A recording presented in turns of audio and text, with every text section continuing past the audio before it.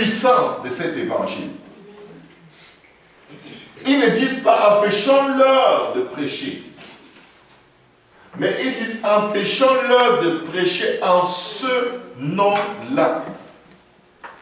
C'est le nom qui est visé. Parce que Jésus-Christ est la pierre angulaire qu'ont rejeté ceux qui bâtissaient.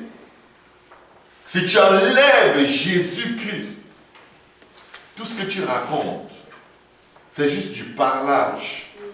Je ne sais pas si le mot parlage existe, mais vous avez compris ce que je veux dire. Amen. S'il faut créer un nouveau vocabulaire pour exprimer ça, on va le faire. Amen. Le message va passer pareillement. Quand tu ne prêches pas Christ et Christ crucifié, l'apôtre Paul dit, je ne veux rien savoir d'autre si ce n'est Christ et Christ crucifié. Parce que ce n'est que ça qui fait du sens. Oui, tu peux dire à quelqu'un que Dieu peut te guérir, Dieu peut te bénir, Dieu peut te délivrer. Mais si tu laisses cette personne sans lui prêcher l'évangile, tu ne l'as pas plus avancé vers le ciel. Tu as négligé son salut. Tu as laissé l'essentiel de côté. Parce que son nom est puissant pour sauver. C'est ce nom qui est puissant pour sauver. C'est la pierre angulaire. C'est ce sans quoi tout ce que tu bâtis ne sert à rien. On va évangéliser dans les rues. Il faut donner l'évangile aux gens. Tu lui as déjà parlé du baptême. Non, toi tu veux lui parler. Vous lui parlez de quoi? Pourquoi maintenant quand il faut parler de ce qui sauve, c'est non, toi vas-y. Tu veux le faire, je le fais. En espérant dans la tête, il va dire non, laisse-moi lui parler. Ça ne fait pas de sens. Ils sont en train de dire ici, empêchons-leur de prêcher, défendons-leur avec menace. Vous savez ce qui est en train de se passer quand souvent vous n'arrivez pas? C'est parce que vous êtes spirituellement menacé. Vous êtes spirituellement sous intimidation. C'est pourquoi la Bible dit que nous renversons tout raisonnement, toute pensée qui s'oppose à la connaissance de Dieu. Parce que dans la tête, en ce moment-là, il y a plein de pensées qui se bousculent. Oh, il va dire qu'on est extrémiste. Il va dire que je veux dire qu'il est perdu. Ces raisonnements qui s'opposent à la connaissance de Dieu, tu dois les lier et les précipiter au nom de Jésus. C'est pourquoi avant de prêcher, il passait du temps dans la prière. Pour que le ciel soit dégagé au-dessus d'eux. Pour éviter que les autorités, les dominations, les princes du monde des ténèbres, les esprits méchants dans les lieux célestes soient en train d'envoyer des flèches dans leurs pensées pour leur fermer la bouche. Si vous allez évangéliser, si vous voulez servir Dieu sans prière, vous n'allez pas y arriver. Vous allez vous retrouver devant la personne la plus simpliste au monde. Vous n'aurez pas le courage de lui dire, il faut que tu te répandes de tes péchés. Il faut que tu abandonnes tes mauvaises voies. Il faut que tu te fasses baptiser au nom de Jésus-Christ pour le pardon de tes péchés. Sinon, tu ne peux pas être pardonné de tes péchés. Nicodème vient, il veut faire ce parlage au Seigneur dans Jean chapitre 3. Il dit, je sais que tu es un... Nicodème, Jean chapitre 3, lisons-le. Rabbi, nous savons que tu es un docteur venu de Dieu. Car personne ne... Nous savons que tu es un docteur venu de Dieu. Il nous donne le doctorat là.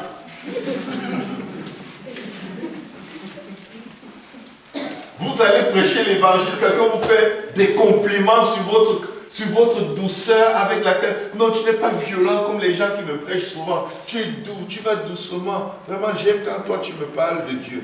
Directement, tu penses à lui, tu vas te repentir, tu vas... Il m'apprécie, il faut que j'aille doucement. Il vient de te dire, c'est que tu es un docteur, toi ta façon de faire est meilleure. On te flatte pour fermer ta bouche. La suite. Car nous savons qu'un personne ne peut faire ces miracles que tu fais si Dieu ne n'est avec lui. Voilà le plus grand piège de la plupart des églises dites réveillées. Dès qu'il y a des signes, des miracles et des prodiges, on ne prêche plus d'évangile. Directement. Donc les gens reconnaissent que Dieu est avec moi. Donc tout le monde sait déjà que je suis de Dieu. Donc je n'ai pas besoin de les bousculer avec ça. Je vais seulement leur dire, si tu crois dans ton cœur, tu es déjà sauvé. Surtout ne pas aller au-delà. Parce que si tu leur demandes de se repentir, oh my God. Si tu leur dis en plus qu'ils doivent encore se faire baptiser, en plus au nom de Jésus, alors que tout le monde connaît seulement la Trinité, là ils vont dire que ton affaire là n'est pas sérieuse. Tu ne viens pas de Dieu, tu es un faux prophète. Quand Nicodème s'est approché du Seigneur, il s'est approché avec des éléments forts. Ce n'était pas une simple conversation. Pourquoi est-ce que le Seigneur a coupé court? Parce que Nicodème aurait pu corrompre son âme. Il n'est pas passé par 4 chemins. Il lui a donné l'évangile direct. Père! Ce que tu veux faire avec moi là, tu ne mourras pas. Je vais te dire ce que tu as besoin de savoir pour être sauvé. Amen. Je ne veux pas faire des beaux discours avec toi. Des gens vont vous approcher, vous ne savez pas qu'il y a un esprit de serpent qui est en train de vouloir vous acheter. En vous complimentant. Oh, tu n'es pas comme les sœurs de ton église. Et dès qu'on arrive là-bas, ils veulent seulement que tu te baptises. Alors que tu t'es approché pour lui dire, tu dois te faire baptiser. Directement, tu es comme, oh, merci Seigneur. Tu m'as aidé, j'ai failli faire une gaffe. Tu as failli faire quoi? Tu as failli faire ce que Dieu attend de toi. Mon ami, parle, dis ce que Dieu t'a demandé de dire. Vous avez les membres de vos familles au téléphone. Oh, je vais prier pour toi. Hein. Je vais prier pour toi. Attends, je prie même pour toi maintenant. Tu pries, vous parlez de Dieu. Tu l'encourages, Dieu va faire. Tu ne lui prêches pas l'évangile. Parce qu'il t'apprécie.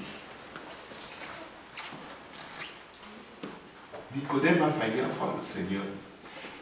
Si le Seigneur n'était pas Seigneur, il aurait mangé le fruit défendu là maintenant. Il aurait dit, oh, enfin, un chef des Juifs qui croit en moi. Non, non, non, il ne faut pas que je lui dise tout de suite la vérité. Il faut que je le laisse venir doucement. Non. Non, je te dis ça là. Parce que peut-être c'est ta dernière heure.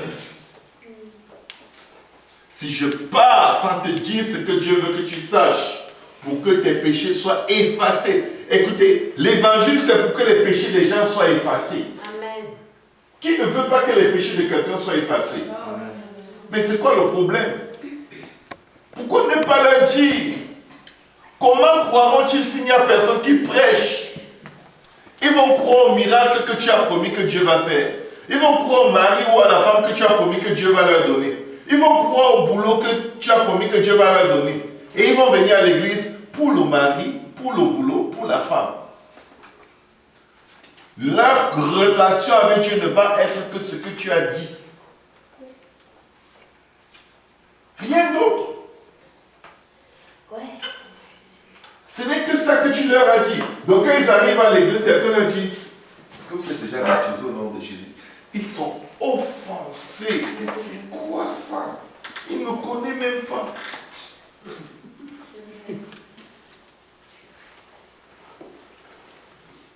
Il y a quelqu'un, prêche l'évangile. Prêche l'évangile. L'évangile. Pas les miracles, pas les prodiges. Les miracles accompagnent ceux qui ont cru. En quoi? En l'évangile. Tu ne peux pas mettre la charrue avant les bœufs. Les miracles vont venir. C'est pas... Écoutez, les premiers chrétiens ne prêchaient pas les miracles. Amen. Montre-moi un endroit où ils prêchent les miracles. Nulle part. Ils ne prêchaient pas les Dieu va faire. On va prier pour toi dans mon église, tu vas guérir. C'est vrai. Même si on ne prie pas, Dieu peut te guérir si tu pries seul. Tu ne peux pas parler de Dieu à quelqu'un et mettre l'accent sur la poche de Dieu, la main de Dieu, et non pas sur la face de Dieu. Mes frères, mes sœurs, on s'habitue tellement à l'évangile que quand on va évangéliser, on n'annonce pas l'évangile. On parle de comment nous dansons, nous chantons. Comment il y a beaucoup d'Africains et d'Haïtiens et des Québécois. Non, ce n'est pas ça l'évangile. Celui-là à qui on parle, il sait qu'il a un problème de péché. Et il ne sait pas comment s'en sortir. Tu lui as parlé de tout. De l'ambiance. Viens dans notre église. Dans notre église, c'est chaud. Hein? C'est chaud. Tu vas voir. Viens, tu vas voir quoi? Je ne veux rien savoir d'autre que Christ et Christ crucifié. Même si tu vas en route, tu dis à quelqu'un, oh Dieu t'aime, tu sais, Dieu t'aime. Tu n'es pas en train de prêcher l'évangile. Tu n'es pas en train de prêcher l'évangile. Moi j'avais ma phrase avant quand j'évangélisais. Jésus t'aime. Salut.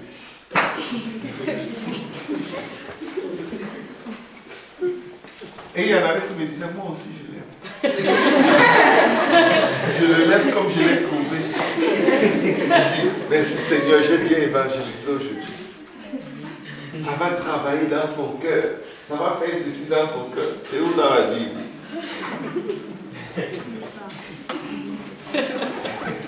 Dans quelle Bible?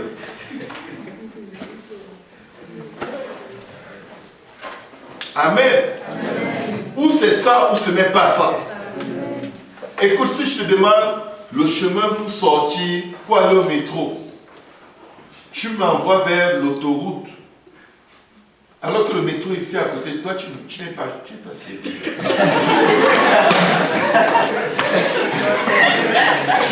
Tu n'es pas sérieux du tout. Je ne veux plus te parler.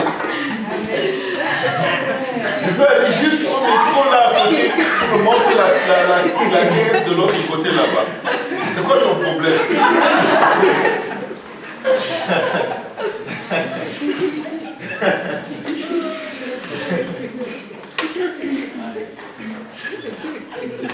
Vous savez, on se faisait beaucoup avoir en Allemagne.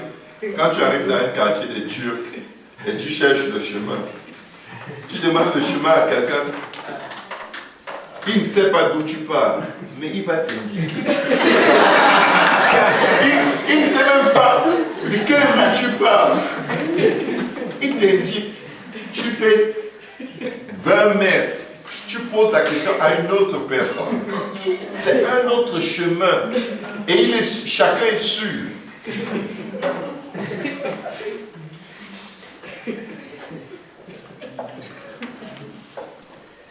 Écoutez, quand vous arrivez dans une nouvelle ville, il y a toujours à la mairie un point I pour information. Va t'informer à la source. Amen. Informe-toi à la source. Et c'est la Bible, la source. Ce n'est pas tes expériences personnelles. Ton témoignage ne va jamais faire du poids par rapport à l'évangile.